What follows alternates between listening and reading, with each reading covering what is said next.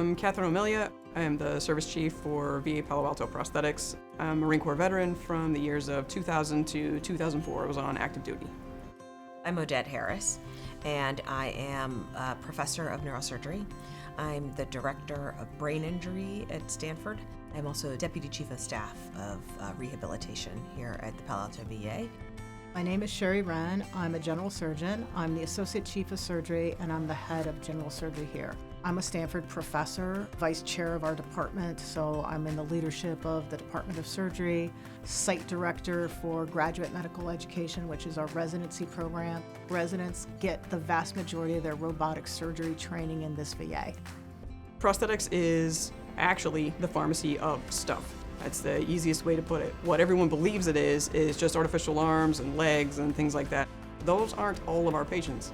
Anybody who has a body function that could be improved is someone who needs a prosthetic item. Now, that could be that you're diabetic and you need to check your blood sugars, so we take care of glucometers. Maybe it's just an ambulatory aid like a cane or a walker. Maybe they need a wheelchair for patients with high spinal cord injuries or that have ALS.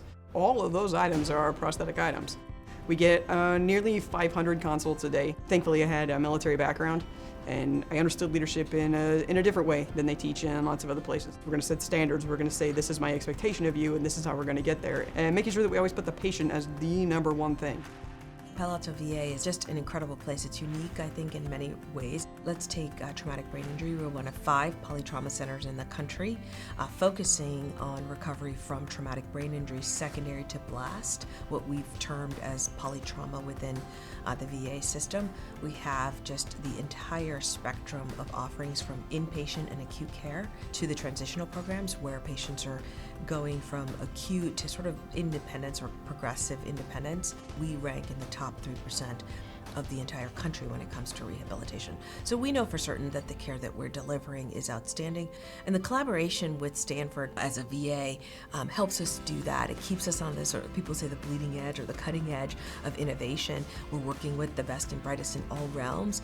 I would say my day is sort of broken up by what day of the week, what the type of surgeries I do. I have patients who are in the hospital, typically somewhere between 5 to 10 days after their operation, so I would always be seeing my patients. In addition, we're a training program, so we train general surgery residents here. We also have medical students, and we have physician assistant students that come over from Stanford University. As a cancer surgeon, and I treat really tough cancers, right? You know, pancreas cancer is probably the most lethal cancer you can get. My patients are happy because I buy them good time, and sometimes I cure them. You know, that makes me happy. I hate cancer. It's like a battle. Cancer's really ugly. When you are operating on somebody, you know what's cancer, it looks wrong, it feels wrong. I love being able to get cancer out of people, and I like to win that war, and it is a war. I serve veterans because I am one. When I first got out of the service and went to the VA, it wasn't super great. I don't want it to continue to be that way. I want to be able to, this is our standard of care, we're going to make it better. There's nothing that can compare us on the outside. Not only the way that the VA does, but especially when it comes to the prosthetics department. So why not be the best? Let's set the expectation for what every patient should have. My field is incredibly niched. Neurosurgery. It is a small field, and women only represent approximately 5.4% of board-certified neurosurgeons in the United States. However, I think the VA has done an incredible job of fostering inclusivity and diversity in its leadership. In my own path, I've absolutely felt valued. I've absolutely felt included both at Stanford and at the VA. And I think that sense of value has empowered me to do the kind of work that I do. We recognize that in order to foster this inclusive culture and to have the next generation of leaders look like our country, look like our veterans, we have to really support that.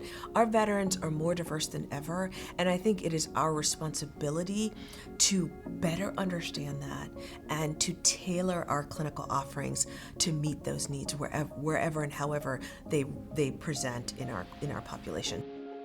I think it's important to have strong women leaders wherever you go. Women make up half the population. If you're not having women in every position, having women and men leaders equally, you're kind of losing out on a lot of talent.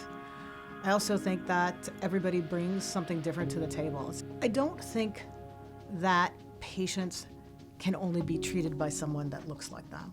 I think that what we need to do is learn how to treat everybody the best we can as human beings and have them treat you equally that way. My goal is to make sure that we're offering the best that we can, to make sure that every day is better than the day before, to make sure that those around us, including our communities, understand the value not only of the VA, but of the veterans in our community and their sacrifices. We want to earn their care, we want to earn their trust, we want to show them that this was the promise that the military made to you. This is what we're here for, and we prove it.